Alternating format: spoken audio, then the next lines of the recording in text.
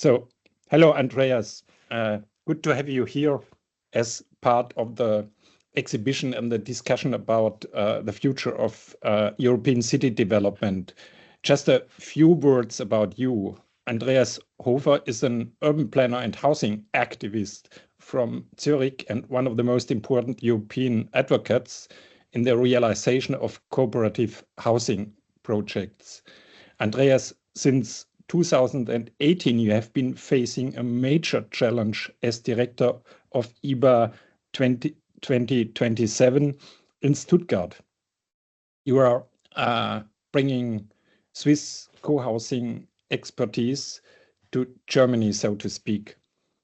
Today, at the beginning of 2025, the population in many places is tired about transformation. How can they be encouraged to keep going with the change? I know that this is a difficult question, but perhaps you can talk about your experience in the Stuttgart region. Beauty helps. If you have really good projects, if you can answer the questions people have in their personal lifestyles, in their all-day life, if you react to changing demographics and an elderly society, if you can offer them affordable and comfortable, small, adapted homes, they will be part of the game and they will understand.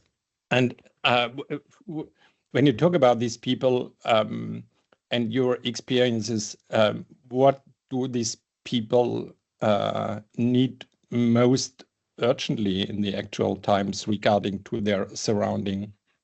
There is a huge tendency that the family lifestyle changes to a more solitary, to a more single lifestyle. And that's my experience, that this is the key point. If we can address, if we can build new communities, if we can offer living together in adaptable and nice flats, people will talk to you, and the talk to you is the main issue. You have to go to the people. You have to be open to their needs and trying to find solutions. What role do larger example projects play in this slow transformation of the other city, but also of rural regions? And what do these lighthouses projects have to achieve, and how different should they be? The scale, the size is really an issue if you are in rural regions. Here in the Stuttgart region, we begin to think about the industrial heritage. There were huge textile factories also in rural places.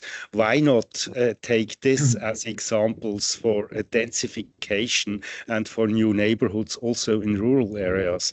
So the region was so productive. You had all these huge farmhouses and the single family house that now has this small, tiny scale.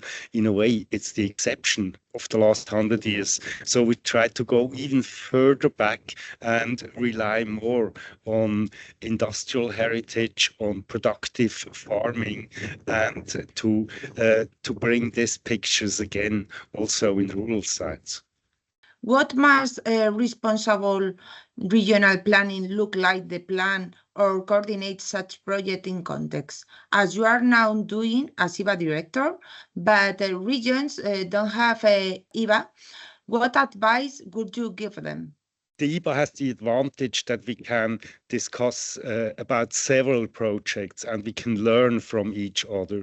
If you don't have IBA, then you have to search friends in other areas, in other regions. You have to make new links between projects you like, and you can invite them, you can discuss with them, so you can build kind of a virtual IBA everywhere. Okay, yeah, that's interesting, Andreas. We are talking about creating a common knowledge and transfer experience. As if we are looking again to this topic of the affordable housing, which is incredibly important nowadays in Europe, And because of your experience, you have worked in Zurich in emblematic cooperative housing, such as Kraftwerk 1 or the emblematic Meralsbonnen.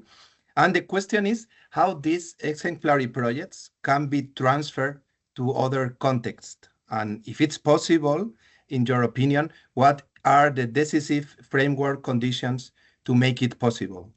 The framework in Switzerland and especially in Zurich naturally is unique. There is a long history of cooperative movements, and there is also some legislation that helps these projects. This in other parts of the world we don't find, and we don't have the security that in permanent legislation cooperative movements can strive.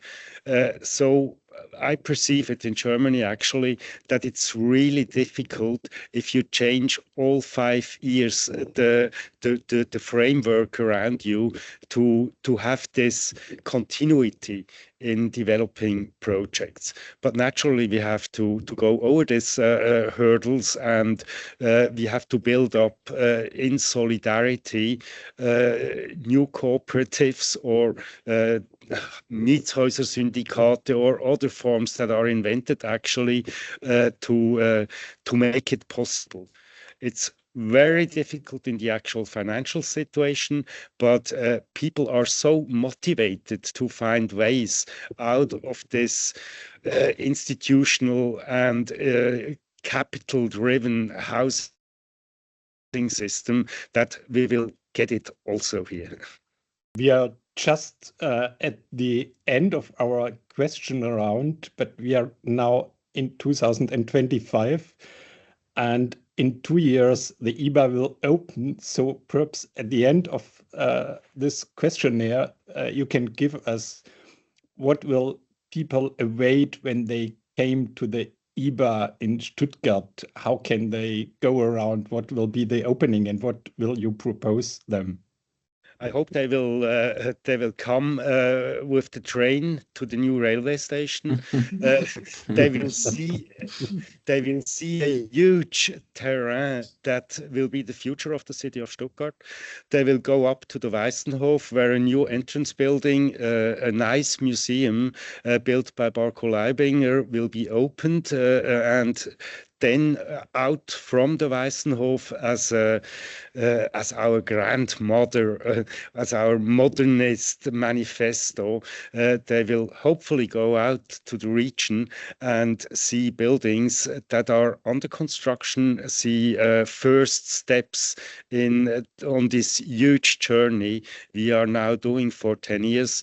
And they will also see a perspective to things to come in the next decades. Thank you a lot, Andreas, for this overview over the Stuttgart Zwischenstadt and the middle, and see you in 2027 or even before. Bye. Hopefully before. Bye. Thank you, Andreas. Bye.